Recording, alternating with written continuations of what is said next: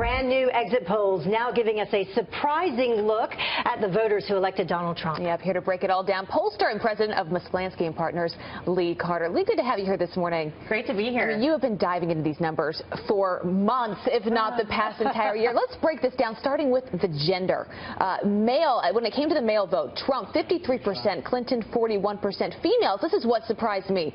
Clinton 54, Trump 42. Many were saying the gap would be bigger than that. Many people did say the gap would be bigger. It was still a gap, there's no question about it, but it wasn't as big as people were saying it was going to be. And I think, you know, when you look at all of these little pieces, it's going to add up to why people were so wrong about this. Although, I've got to say, when you look at the polls, the biggest surprise was really Wisconsin. So many of the other states were too close to call, and Trump was ahead in a lot of them. So. And we say that people said that, but not the Trump supporters. The Trump supporters all along said that he did have more support from women than what was being reported. And they told me, when I would say, that's like we have polls and it says that there's a 20-point gap, and people would come on Twitter and say, hey, I am a woman for Trump, and they corrected, and they were right. Yeah, they really did. Okay, so the independents, we talked about this extensively and how the independents would swing the vote. And looking at this, 48% went for Trump, 42% for Trump, I should say, and then 39% for Clinton.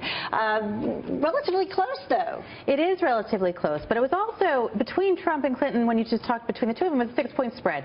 6 points is pretty significant when you think about it. And then if you look even deeper at some of these numbers, people that said that they want to change 2-to-1 went for Trump. So again, independents, they did turn out for Trump. I think some people might have expected it to be bigger, but still, I mean, we'll see at the final analysis when we go through everything. Well, these are just exit polls. Here's who Trump should be thanking this morning for the reason he won. I think the white evangelical vote. This is unbelievable. Look at this. 82% of white evangelicals went to Trump. That's compared to just 18% for Clinton. That's a huge gap right there. It is a huge gap. I mean, huge. And I think that there's so many people who said there's no way evangelicals are going to go for Donald Trump, given the tape that came out, given all the other things, given that he might, you know, not share their values. But the bottom line is they voted on issues that were most important to them, and they said the Supreme Court's going to count. I heard it over and over again throughout the cycle that they were going to do it, and they did. Yeah, a record number of those voters. Now let's take a look at the Hispanic electorate. 65% went for Clinton, and we had 29% for Donald Trump. This definitely was talked about, not unexpected. Well, it's not unexpected that she won, but it is unexpected that Donald Trump got 29%. If you listen to some other polls, you would say that people said he wasn't going to get above 7% at times. Getting 29 versus 7, big difference. And that could have made the difference in Florida specifically. It could have. Yeah. Right. Absolutely. All right, so I'll bring up both of these because they're both important. The first-time voters and the late deciders. When it comes to first-time voters, Clinton 56%, Trump 40%. But here's where it really might make a difference. The late deciders, that's where Trump beat Clinton 46 to 44. You know, every point counts here. You're looking at a 2-point gap here. At the end of the day, all of this matters. Late deciders. You know, I had a number of my friends go, I went into the poll and I didn't know who I was going to vote for, and this is what I did.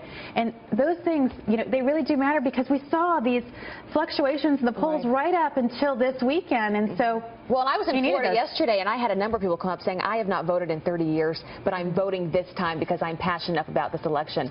And that's where it matters. Yeah, and it is so where it matters. And I will tell you, too, all throughout the primaries, Donald Trump basically outperformed the polls by about 5 to 6 points. And we talked about that being the Bradley effect, or the silent majority, or the people who are afraid to say that they were voting for Donald Trump. And it appears, if you look at the numbers, that's exactly what happened last night. Yeah. That's right. And for some reason, I did hear one of the pundits talking that Democrats tend to be a little bit more willing to talk about who they voted for once they leave the polls as well. So that obviously would have some sort of influence. It absolutely could. I mean, if you look, if my social media feed is any evidence, I think that I've seen a lot more of my friends who voted for Hillary post their pantsuits. Well, the crowd outside of Fox News tonight was amazing. All right. Absolutely energized, and this is just a huge, huge night for Trump and the Republican Party. Thanks so much. It's been a fun ride.